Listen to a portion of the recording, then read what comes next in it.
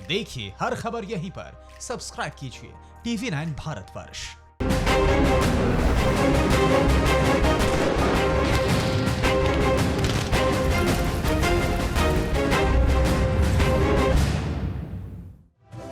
नमस्कार, आपके साथ मैं हूं समीर अब्बास। परवाह देश की में हम हाजिर हैं एक ऐसे मुद्दे के साथ जिसका वास्ता 130 करोड़ हिंदुस्तानियों से है। बात कल या परसों की नहीं, बल्कि करीब 2 दशक पुरानी है। साल 1998 था, मई का महीना था। देश में एनडीए की सरकार थी। जॉर्ज फर्नांडिस रक्षा मंत्री थे। तब रक्षा मंत्री की हैसियत से जॉर्ज फर्नांडिस ने एक इंटरव्यू में चीन को हमारे देश का दुश्मन नंबर 1 बताया था। जॉर्ज ने कहा था कि देशवासी सच्चाई का सामना करने से कतराते हैं और चीन के इरादों पर कोई सवाल नहीं उठाते। चीन जिस तरह से पाकिस्तान को मिसाइलें और आर्थिक मदद दे रहा है, म्यांमार के सैनिक शासन को सैन्य मदद दे रहा है और भारत को जमीन और समुद्र के जरिए घेरने की कोशिश कर रहा है, इससे तो यही लगता है कि चीन हमारा सबसे बड़ा दुश्मन नंबर 1 है। उस दौर में जॉर्ज का यह बयान सभी को नागवार गुजरा था। कई तथाकथित एक्सपर्ट से लेकर सियासी दलों के बड़े हिस्से ने भी इस बयान के लिए जॉर्ज की काफी लानत मलानत की थी। जॉर्ज फर्नांडिस अब हमारे बीच नहीं है, लेकिन 22 साल पहले उनकी कही बात आज पूरा देश दोहरा रहा है। सवाल यह कि क्या प्रधानमंत्री मोदी को भी ऐसा ही लगता था? क्या प्रधानमंत्री मोदी चीन का चाल चरित्र चेहरा पहचानते थे? क्या प्रधानमंत्री को पता था कि एक दिन चीन की साजिश सामने आनी है? क्या मोदी जानते थे कि चीन पर भरोसा नहीं किया जा सकता है? आप सोच रहे होंगे कि यह भी कोई सवाल है, ऐसा कैसे हो सकता है? लेकिन ये सवाल हैं, और अगर आप जवाब जानना चाहते हैं तो टीवी का रिमोट एक तरफ रख दीजिए। अगले आधे घंटे तक गौर से देखिए, यकीन मानिए आपको इन सवालों के जवाब खुद ब खुद मिल जाएंगे। देश की सरहद की फ्रंट लाइन पर चलिए।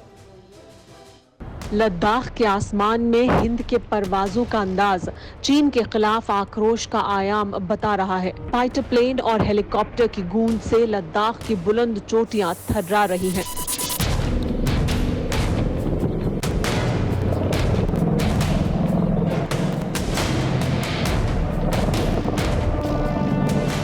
एयरफोर्स के विमान में बैठे हमारे जांबाज बाज की निगाह से LAC का कोना कोना खंगाल रहे थे।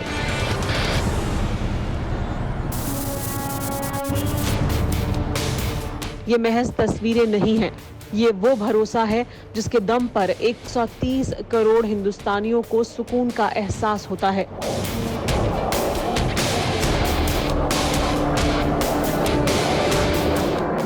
ये तस्वीरें बता रही हैं कि चीन अगर अब कोई हिमाकत करता है तो ड्रैगन का सर्वनाश तय है।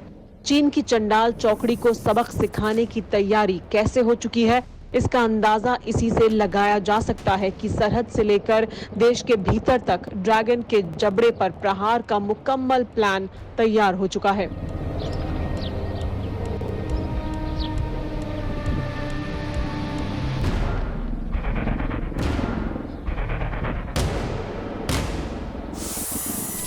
तीनों सेनाओं को हाई अलर्ट पर रखा गया है।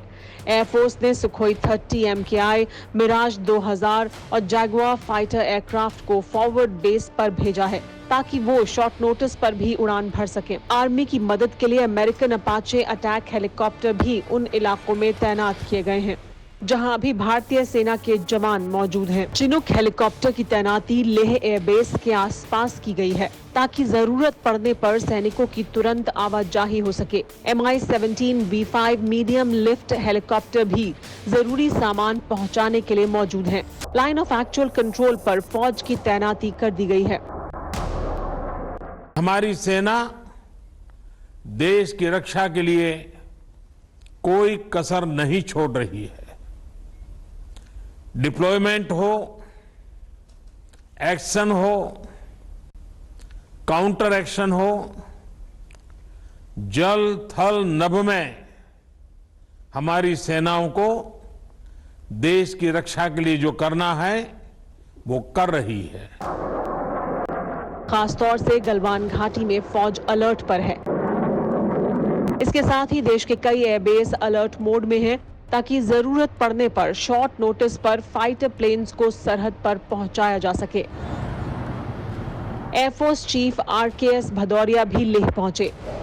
LAC पर कायराना करतूत के बाद अब चीन पर डायरेक्ट वार की रणनीति तैयार की जा चुकी है। मैं जहां पर हूं यहां से चंद किलोमीटर के फासले के बाद गलवान घाटी का इलाका शुरू होता। आज पूरा दिन यहां गलवान घाटी से लेकर लद्दाख तक वायुसेना के फाइटर उड़ान भरते रहे और साथ ही हेलीकॉप्टर के जरिए भी सरहद की चौकसी की जाती रही, निगरानी की जाती रही। हिंदुस्तान की हवाई ताकत को देखकर चीनियों का हलक क्यों सूखा हुआ है? ये गलवान घाटी में बने उसी पुल की तस्वीरें हैं जिसे लेकर चीन चिढ़ा हुआ था। सेना के इंजीनियर्स ने 60 मीटर लंबे इस पुल का निर्माण पूरा कर लिया है जिसे चीन रोकना चाहता था। गलवान नदी पर बने इस पुल से संवेदनशील सेक्टर में भारत की स्थिति कितनी मजबूत हो गई है उसे ऐसे समझिए। पिक्चर जो आप देख रहे हैं और आपको समझाने की कोशिश करूं कि आखिरकार इसका स्ट्रैटेजिक्स इंपॉर्टेंट है, क्योंकि जब ये नाला अगर आप देख रहे हो बीच में, इसको पार करने के लिए अक्सर ठंड में या फिर दूसरे समय में जब बारिश बहुत ज़्यादा होती है, ये इसका पानी बहुत ज़्यादा ऊपर बढ़ जाता है, तब ऐसे ही रोड्स की या पुल की ज़रूरत पड़ती है। भारत इसी को लेकर काम करने की कोशिश कर रहा था जिसको चीन रोक रहा था, लेकिन भारत ने इसको बना लिया है। और सबसे इंपॉर्टेंट बात यह कि करीबन 60 मीटर का जो पुल है ये बहुत ज्यादा इंपॉर्टेंट है। यानी अब चीन की कोई चालबाजी काम नहीं आने वाली है। बीजिंग के लाल सुल्तान के शागिर्दों को एहसास हो चुका है कि शेर के मुंह में हाथ डालकर उन्होंने कितनी बड़ी गलती कर दी है। 62 की खुमारी में जीने वाले चीन को 21वीं सदी में हिंद की ताकत का अंदाजा हो गया है, क्योंकि अब हिंदुस्तान ने ठाना है हर हाल में चीन को सबक सिखाना है।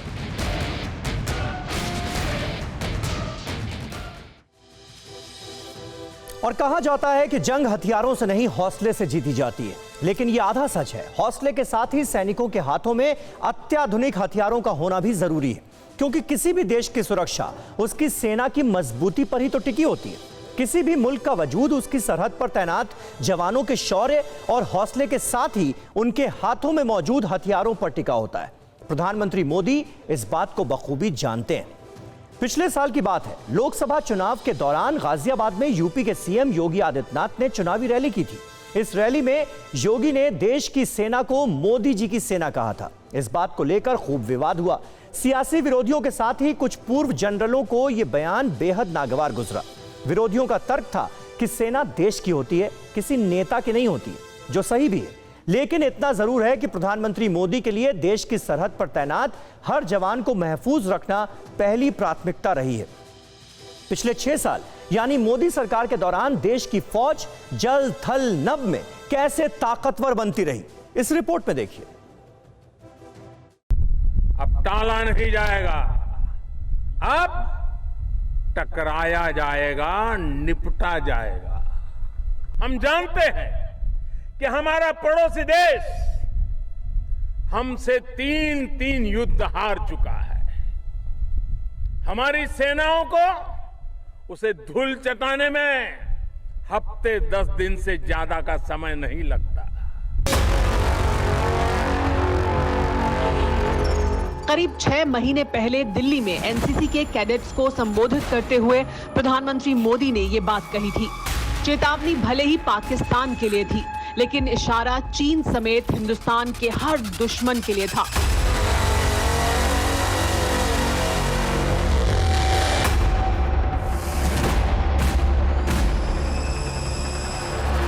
सवाल यह है कि प्रधानमंत्री मोदी के इस आत्मविश्वास की वजह क्या है? तो इसका जवाब है ये 3 तस्वीरें, जल थल नभ।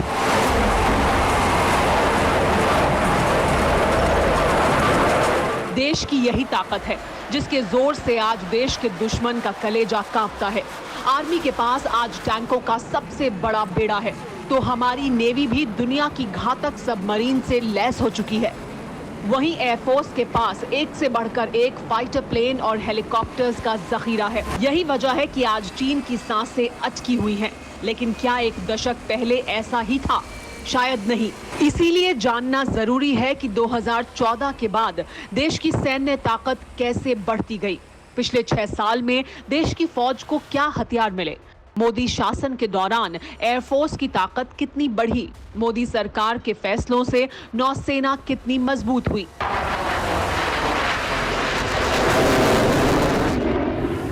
2014 में प्रधानमंत्री बनने के बाद से ही मोदी सरकार का पूरा फोकस देश की सैन्य ताकत को मजबूत बनाना रहा है।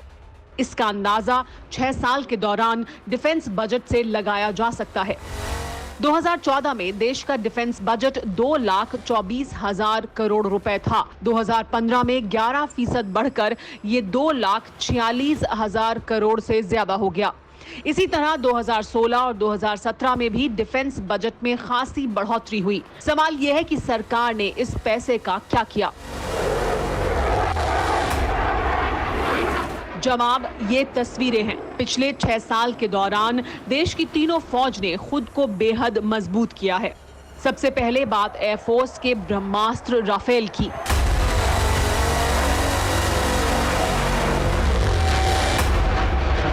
प्रधानमंत्री मोदी ने राफेल फाइटर प्लेन का सौदा किया था। देश को 36 राफेल प्लेन मिलने हैं, जिनमें से 4 विमानों की डिलीवरी मई में होनी थी, लेकिन कोरोना की वजह से फिलहाल ये रुक गई। राफेल की ताकत भी जानिए। राफेल 2 इंजन वाला लड़ाकू विमान है। राफेल की रफ्तार 2130 किलोमीटर प्रति घंटा है। राफेल 3700 किलोमीटर की दूरी तक मार कर सकता है। 1 मिनट में 60,000 फुट की ऊंचाई तक उड़ान भर सकता है। राफेल फाइटर प्लेन एयरफोर्स का वो नगीना है जिसका निशाना अचूक है। राफेल को लेकर के देश की सियासत भी खूब गर्माती रही। राहुल गांधी ने चुनाव में राफेल को सियासत का बड़ा मुद्दा भी बनाया, लेकिन प्रधानमंत्री जानते हैं कि इस देश की महफूज रखने के लिए, इस देश की सुरक्षा के लिए ये फाइटर प्लेन कितने जरूरी हैं। हमारी सेनाओं की दूसरी आवश्यकताओं जैसे फाइटर प्लेन्स, आधुनिक हेलीकॉप्टर, मिसाइल डिफेंस सिस्टम आदि पर भी हमने बहुत बल दिया है। नए बने हुए इंफ्रास्ट्रक्चर की वजह से खासकर LAC में अब हमारी पेट्रोलिंग की कैपेसिटी भी बढ़ गई है। राफेल की तरह ही 2015 में अमेरिका से 22 अपाचे और 15 चिनूक हेलीकॉप्टर खरीदने के लिए डील हुई थी। अपाचे और चिनूक एयरफोर्स में शामिल हो चुके हैं।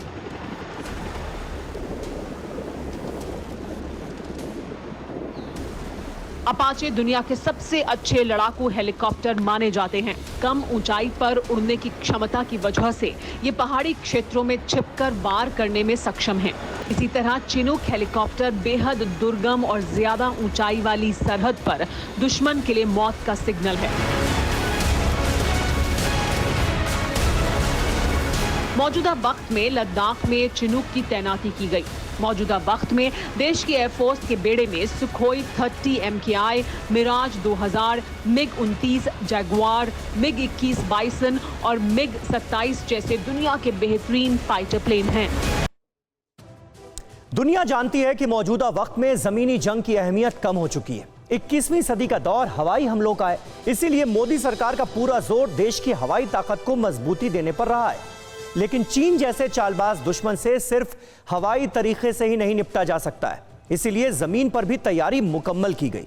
हमारे जांबाजों के सामने चीन की हेकड़ी हवा हो गई। इस रिपोर्ट में देखिए। बारूदी धमाकों से गूंजती वादी,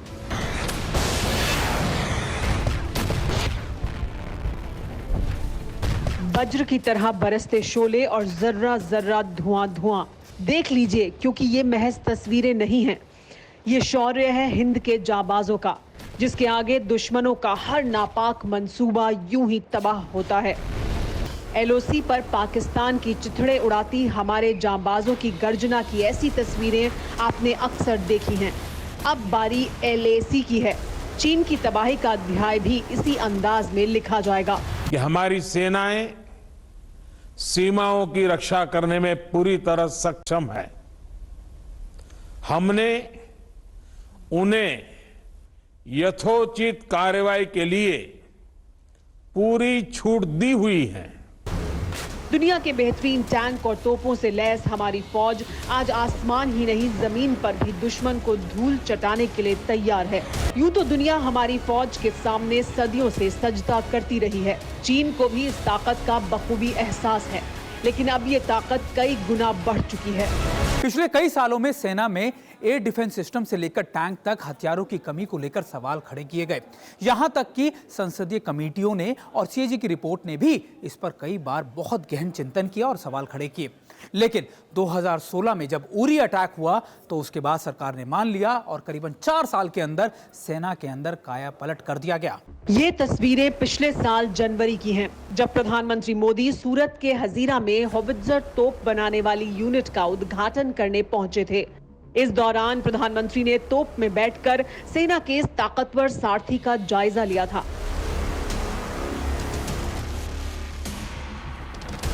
पूरी तरह देश में बनी K9 वज्र तोप काफी एडवांस है। इसे ट्रैक्ड सेल्फ प्रोपेल्ड होवरक्राफ्ट तोप भी कहते हैं।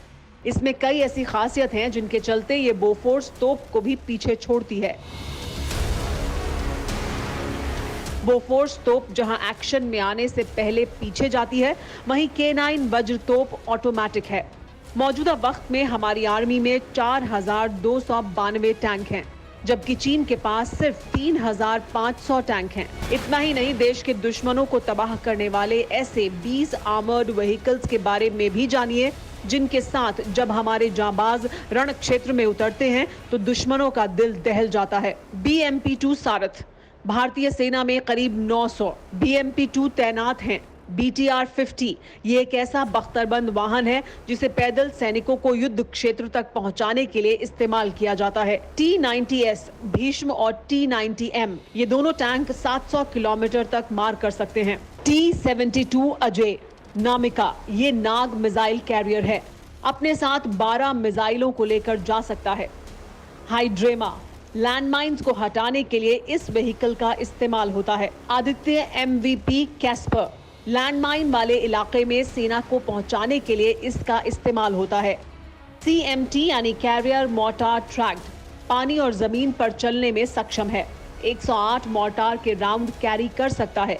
इतना ही नहीं, पिछले साल सरकार ने फौज के लिए इंसास की जगह 72,000 अत्याधुनिक असॉल्ट राइफलें खरीदने के लिए अमेरिका से डील की थी। ये 72,000 राइफलें पाकिस्तान और चीन बॉर्डर पर तैनात जवानों के लिए हैं। और आपको याद होगा कि हर चुनावी रैली में प्रधानमंत्री मोदी सेना में हथियारों की कमी को लेकर पुरानी सरकारों पर निशाना साधते थे।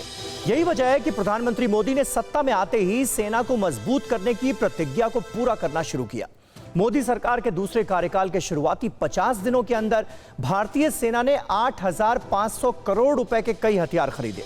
सरकार की कोशिश का ही नतीजा है कि आज जल, थल और नभ में हमारी ताकत कई गुना बढ़ चुकी है। लेकिन क्या हम जंग चाहते हैं? यह रिपोर्ट देखिए। भारत शांति चाहता है। हम शांति चाहते थे, चाहते हैं और चाहते रहेंगे। तारीख गवाह है कि दुनिया की ताकतवर फौज होने के बावजूद हमने कभी भी किसी भी मुल्क की तरफ बुरी नजर से नहीं देखा। वासुदेव कुटुंबकम की विरासत को समेटे हुए हर पड़ोसी मुल्क को अपना समझा, हर देश की भलाई की कामना की, क्योंकि यही हिंदुस्तान की विरासत रही है, यही तहजीब रही है। इन दो तस्वीरों से अंदाजा लगाया जा सकता है कि पिछले 5 साल में पाकिस्तान से लेकर चीन तक के साथ हमने किस तरह रिश्ते निभाने की कोशिश की। जिनपिंग भारत आए तो दिल खोलकर उनका इस्तकबाल किया। बच्चों से लेकर बुजुर्गों तक ने चीन के लाल सुल्तान की शान में कोई गुस्ताखी नहीं होने दी। साबरमती के किनारे आज भी इसके गवाह हैं। चीन ही नहीं, ड्रैगन के दत्तक पुत्र पाकिस्तान को भी हमने गले लगाने में कोई कसर नहीं छोड़ी। प्रधानमंत्री मोदी खुद पाकिस्तान के वजीर आजम के घर गए, नवाज शरीफ की मां तक के पैर छुए। अतिथि देवो भव, यह हमारी विरासत है। न सिर्फ प्रधानमंत्री मोदी बल्कि उस सर्वोच्च जगह पर बैठा हुआ हर शख्स यही करता है। दरअसल हम अमन पसंद मुल्क हैं और हमारा ये मानना है कि अगर हमें खुश रहना है तो हमारे पड़ोस में भी खुशी और शांति रहनी चाहिए। यही वजह है कि चीन के साथ हमने दोस्ती जमकर निभाई, लेकिन जब कोई पीठ में खंजर घोंपता है तो उसका हश्र क्या हो सकता है, ये भी सुनिए। भारत उकसाने पर हर हाल में यथोचित जवाब देने में सक्षम है। चीन को अब जवाब मिलेगा, वो भी इस कदर मिलेगा जिसे ड्रैगन की आने वाली नस्लें भी याद रखेंगी। हमारे जवानों पर धोखे से वार किया, रात के अंधेरे में पीठ पर खंजर घोंपा। तो क्या ये बलिदान व्यर्थ जाने दिया जाएगा? बिल्कुल नहीं। चीन के चंडालों को उनकी कारस्तानी की सजा मिलेगी, बराबर मिलेगी। लद्दाख की बुलंद चोटियों पर हिंद के परवाजों की ये गूंज यूं ही नहीं है, ये चेतावनी है जिनपिंग के शागिर्दों को कि बहुत हो चुकी हैं साजिशें। अब ड्रैगन के दैत्यों का दफन होना तय है। तो प्रधानमंत्री मोदी अक्सर अपने संस्मरण सुनते हुए 1962 में चीन की लड़ाई का जिक्र करते रहते हैं। प्रधानमंत्री ने कई बार बताया है कि 1962 में भारत चीन युद्ध के दौरान वो रेलवे स्टेशन पर जवानों से भरी ट्रेन में उनके लिए खाना और चाय लेकर पहुंच जाते थे। प्रधानमंत्री मोदी चीन की विस्तारवादी नीति को अच्छी तरह समझते हैं, जानते हैं और चीन का चेहरा पहचानते हैं। इसीलिए देश की सत्ता के सर्वोच्च शिखर पर विराजमान होते ही सबसे पहले उन्होंने सरहद के निगहबानों के लिए हर साजो सामान जुटाने का मिशन शुरू किया। परवाह देश की में आज मेरे साथ इतना ही।